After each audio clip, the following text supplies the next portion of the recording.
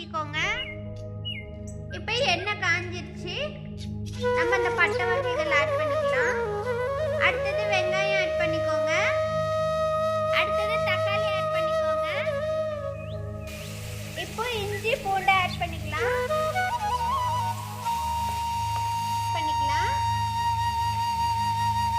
கொஞ்சமா மொச்சை ஆட் பண்ணிக்கோங்க. 2 பச்சை மிளகாய் ஆட் பண்ணிக்கோங்க. மிளகாத்தூள் ஆட் பண்ணிக்கோங்க. அடுத்தது தனியாத்தூள் ஆட் பண்ணிக்கோங்க. இப்போ மஞ்சத்தூள் கொஞ்சமா ஆட் பண்ணிக்கோங்க.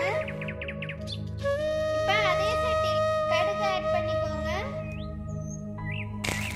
கருவேப்பிலை ஆட் பண்ணிக்கோங்க. அடுத்தது மொச்சை ஆட் பண்ணிக்கோங்க.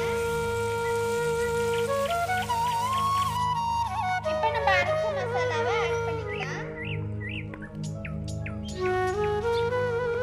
தேவையான அளவுக்கு உப்பு ஆட் பண்ணிக்கோங்க. இப்போ கொத்தமல்லி தூவி இறக்கிக்கோங்க. கொஞ்சமா நெய் ஊற்றிக்கோங்க.